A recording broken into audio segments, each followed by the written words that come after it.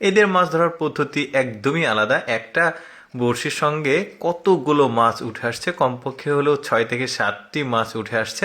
মানে একটা সুতোর সঙ্গে অনেকগুলো বড়শি দিয়েছে, সব বড়শিতে খাবার দিয়ে ডুবিয়ে রাখলে এই মাছগুলো উঠছে। দেখুন কি পরিমাণ মাছ ওরা পাচ্ছে।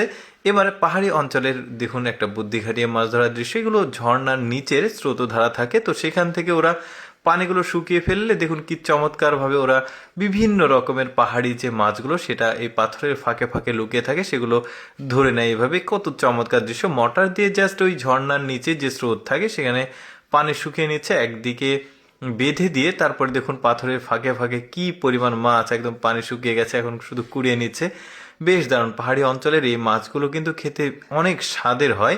তারপরে দেখুন এই লোকটার কপালটা দেখুন, এখানে বন্যা হয়েছে, জাস্ট একটা খ্যাপলা দিয়েছে, সাথে সাথে দেখুন কি পরিমাণ মাছ ওর জালে ওঠে।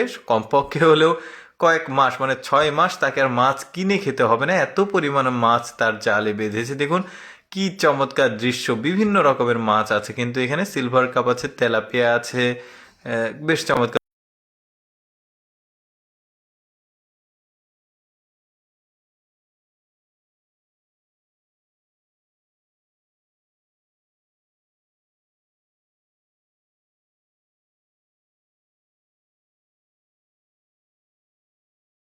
তারপরে এদের বুদ্ধিটা দেখুন, নৌকা থেকে কি চমৎকার একটা বুদ্ধিতে মাছ ধরছে। নিচে 2টা বাঁশ দেওয়া আছে, জাস্ট বাঁশগুলো ফাঁক করে কাদার মধ্যে দিলে মাছগুলো এসে ওর মধ্যে জমা হচ্ছে, তারপরে তুলে নৌকা লোড। তারপরে দেখুন এখানে বন্যা হয়েছে, তো এই যে ছেলেটা খ্যাপড়া দিল, ছোট্ট একটা ছেলে, দেখুন এর জালে যে পরিমাণ মাছ উঠবে যে কেউ দেখলে অনেকটা অবাক হয়ে যাবে। দেখুন কি পরিমাণ মাছ এই জালে ওঠে, এটা কিন্তু আমার কাছে খুবই ভালো লেগেছে।